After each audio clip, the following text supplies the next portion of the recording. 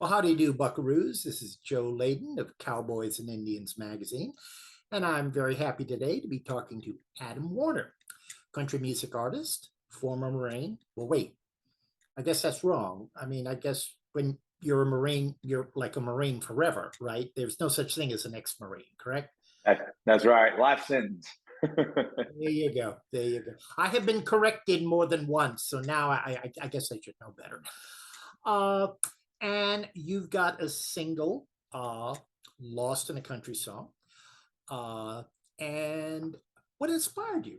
I mean, that it's really a celebration of a lot of things we associate with not only country music, but well, Southern living. No, it's a great song. This was an outside cut for me. My good friends, Mark Addison Chandler, Taylor Boyette, Barrett Baber, and Davis Corley wrote this song. And he was just, my friend Mark was playing it for me one day, and it just immediately made me think of my wife. And I was just like, this is a song she's going to love. And, it was just, I fell in love with it. Very catchy, very fun. We started playing it out in the shows, and had just such a good response of people dancing to it. And I just knew after playing it at the shows, I was like, "This is a song I need to cut." So it's really fun, and I got to shoot the music video with my wife, so that's something I don't Mhm. get to do very often. And the whole process from recording it to making the video, it's been a blast. So I really enjoy this one. Well, that's wonderful. I mean, just think, your children years from now will be able to look at this and say, look how much mom and dad loved each other. Yeah, exactly. Or either that, how much of a good sport mom was. People- yeah.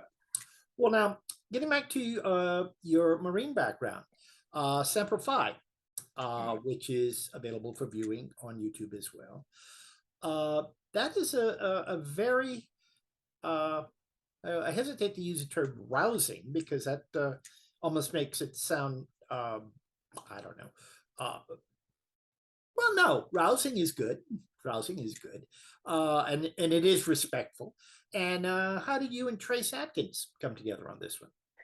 Yeah, so Trace has always been a big influence of mine and a hero of mine. And God has blessed me so much throughout my career, and I was able to go tour with Trace and open some shows with him.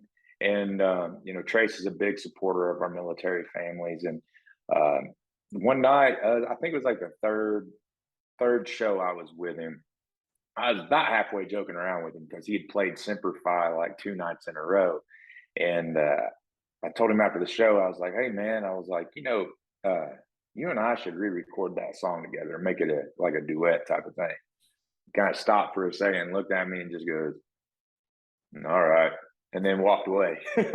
So it kind of came to be just us joking around. But yeah, he told me go ahead. He was like, "You know what? You record the song, record the music. When it's all done, um, send it to me and I'll put my vocal on it." So that's what we did. And, you know, uh, that was such a cool experience, being in the studio with Trace Atkins and just watching him work. I mean, that guy, I wish I was half as good as he is. I mean, he came in there and I think he was done with it in 2 passes, just spot on. And it was fun to be able to, just work with him. And he had a lot of input on the song too. So there was a couple things vocally that I changed after he left.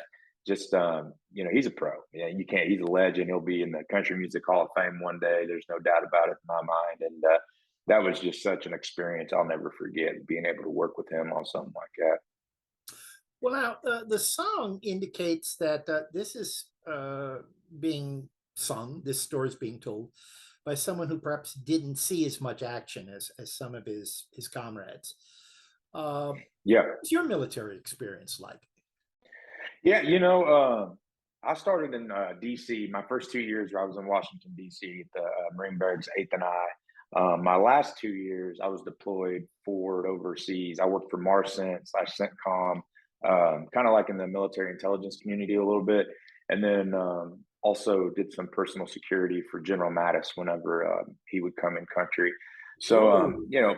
Yeah, it was a good gig, and I can't. That's another man I can't say enough about. General Mattis is just top notch individual, and it was such an honor to be a part of that.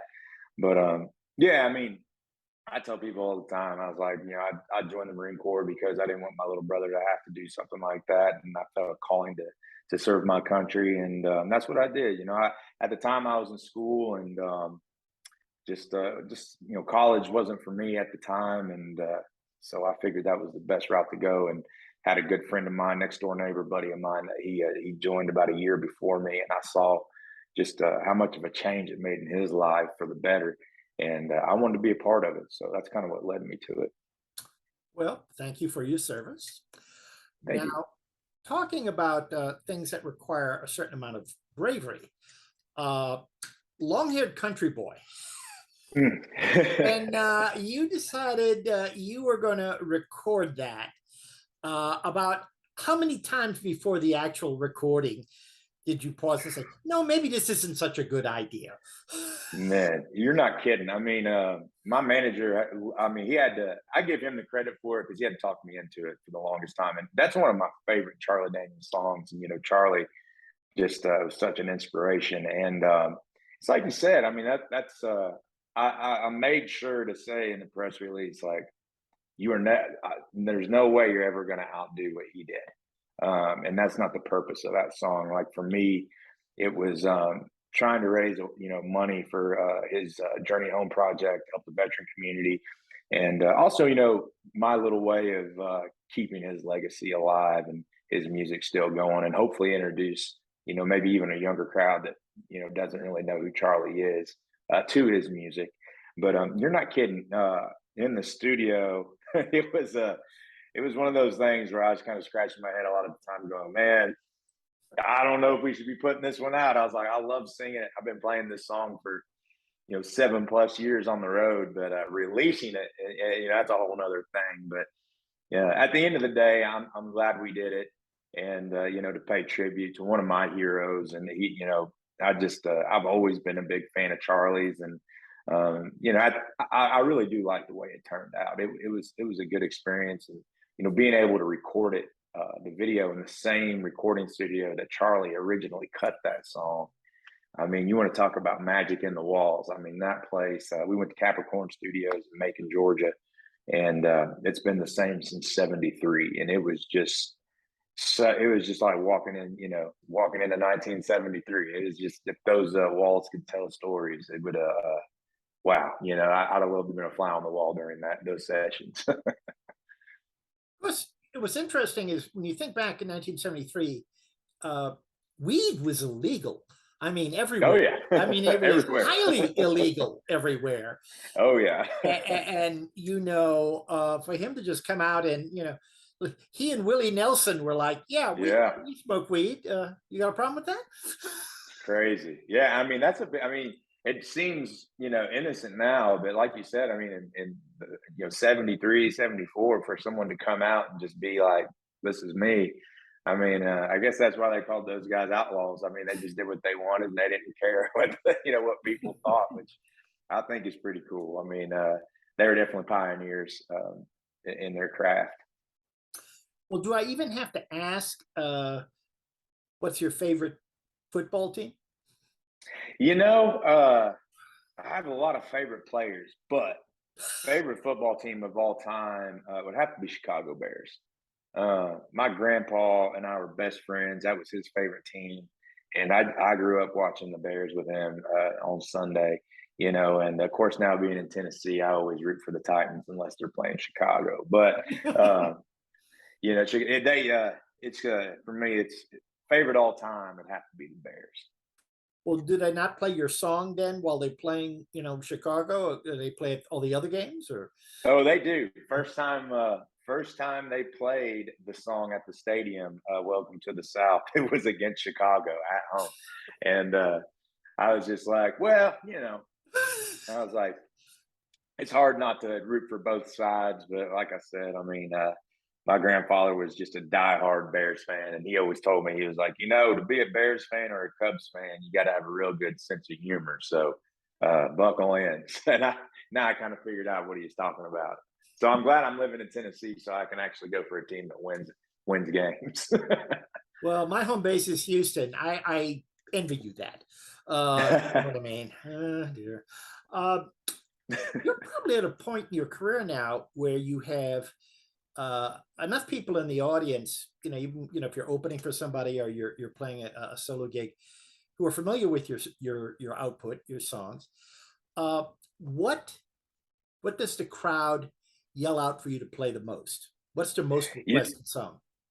believe it or not, it's a slower song, and it's a song I wrote about my hometown called Four Square Miles.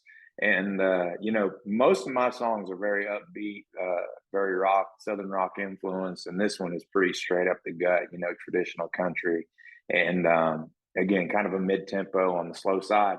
But yeah, it really surprised me. I was playing a gig last weekend in Columbus, Ohio, and someone had wrote on a piece of paper and threw it up at the stage. And in between songs, I grabbed it and looked at it, and it said 4 square miles. And I was like, that's crazy. I can't believe out of all the songs, that's the one that, people request to hear the most. But at the same time, like the way I wrote that song, I tried to make it relatable, not just to the people that grew up like where I live, but, anybody that's, grown up and moved away from home. It's kind of written in the sense to bring them back to their own 4 square miles of home as well. So it feels good that people want to listen to that song, because it makes me feel like I did my job as a songwriter.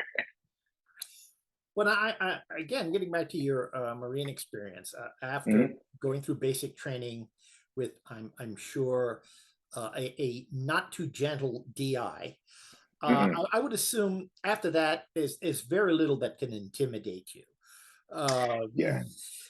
but looking back at your musical career, what do you think Hmm. is the worst gig you ever had? Like afterwards, you thought, maybe I ought to, take that gig in my cousin's dry cleaning store after all. I mean, this is, Yeah, that's a great question. I'd never say that I've had a gig where I've walked off the stage thinking I shouldn't be doing this.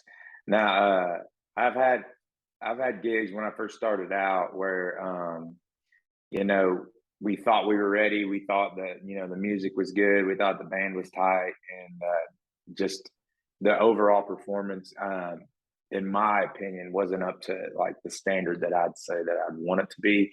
But I think you got to go through that as an artist. When you're first starting out, is finding the guys that you gel with, and being a better songwriter, writing with people that are better than you, and just always elevating your craft. So I've never really had a moment where I was like, this isn't for me. I don't know what I'm doing. But I've definitely in the early stages come off of a gig and thought that could have gone a little bit smoother than what it did. now the flip side of that is, do you remember the performance or the moment in the recording studio or whatever where Definitely in the studio. Yeah, absolutely. Because that's such a learning curve, like playing music live, everybody is crowd wise is kind of living by the seat of their pants. If you forget a word or something or flip flop something around, most people are never going to catch that. But in the studio, for sure, I mean, you're singing into sometimes a $50,000 microphone where you can hear your nose hairs growing through your earphones. And sometimes, you start singing a song and you're like, golly, do I really sound like that? We're gonna have to figure out a different key, So the recording studio for me was a huge adjustment from playing, live shows, and then you're, in this little booth where you're completely isolated and it's just you and your voice. And you really have to figure out how to dial in your tone, and then you start learning, why it's really important to figure out what key your sweet spots in, and not just to sing any song, and melodies and stuff like that. And that's still like that helped me with my live shows too. And it just, and I learned, just because like if it's a cover song, just because it's like one of my favorite songs doesn't mean I necessarily uh have the right to be singing that one, if that makes any sense. So oh no, I um understand that, yeah. yeah. I've But learned that the hard way at karaoke nights, let's put it that way. exactly, that's a great way to put it. Yes, exactly. those karaoke nights, and you know, you jump up on there and you think you're going to slay it, and then you realize it's about Oh no. two octaves too high, and you're like, "Ooh, boy." No. But do you remember the moment, like I say, to turn that around, where it Mhm. hit you? You know, I can make a living at this. I'm Actually, not yes, just I do. fooling myself. I could make a living at this. Yeah, so and that's another one. It's a Trace Adkins moment. I had written a song that we had pitched to him to record, and we were at Nissan Stadium. It was a Titans game. I Mhm. think they were playing the Indianapolis Colts. I can't remember, but I know that Trace was singing the national anthem, and I didn't know that's who we were going to meet. My manager at the time uh, said, I pitched your song to somebody. He wants to talk to you about it. So I said, okay. So, you know, we were up in one of those suites, and it's the first time I'd ever been up in that area of the stadium. And that's kind of, you know, like a little bit intimidated looking around or whatever. And Trace kind of walked in, and that's the first time I'd ever met him, too. So I was just like, holy cow, that's a big dude. And he walked over, nice as could be, shook my hand, introduced himself. And he's just he asked me, he's like, "You the boy that sang that song?" And I was like, "Yes, sir." And he was like, "I think you're on to something. If I was you, I'd put that song out, maybe write five or six more like it." So I was just like, "Okay." So I was like, "If Trace Atkins tells you to, you better, you know, write a couple more songs and do it yourself, you ought to probably listen." So that's kind of what got me started down that path from songwriter to artist. Okay, I have to ask, what was the song? It's called "Empty." It was the very first song that I ever put out. I think we recorded it like in 2016. Well, well, now Lost in a Country Song Mhm. video's coming out, and it is from your album. Come on, help me. What we're known for. What, you know, and that is going to be dropping on. The whole album comes out, I believe, around November, the second week in November. Um, the Lost in the Country song actually comes out Wednesday, the 10th. Mhm. So excited for that one. And this whole album's been a lot of fun. I mean, it's a lot of rock, southern rock influence songs, and like I said, we've been playing these songs out. Shoot, now like going on 3 years, and then of course like COVID hit, and we had all of them pretty much done, but I didn't want to release any of them because I just was there was no way to really support them at that time. So we just kind of held on to them and waited for things to get back to as normal as they could. And I'm excited to finally get this music out, and then hopefully people like it as much as I do. Well, do you keep your guitar nearby? Actually, it's downstairs. I'm upstairs right now. I don't So have what one up happens here. if And I'd you have have inspiration? yeah. Not necessarily during this interview, but I mean, Mhm. do you ever like do you have keep a notepad by your bedside? You Yeah, know, absolutely. I always keep a notepad and my phone next to my bed just in case. And especially my phone, I keep a lot of notes in my phone. That's where I got the idea for "Someone God Can Use" song I wrote with my good friend Mark Addison Chandler. I was in church with my wife, and it's the very last thing our pastor said with the words, "That's someone God can use." And as soon as he said it, like I looked over at my wife, she kind of gave me that look like, "Don't pull your phone out in church." But I was like, I don't want to forget. So I pulled it out and I typed it in, and then we ended up writing that song on the following Monday. And man, it was a good one too. It came out real good. That was the first I sang that song for the first time 2 weeks later at the Grand Ole Opry House for Sunday morning country during CMA week. divine inspiration, my man. I'm Divine telling you, inspiration. doesn't work any better than that.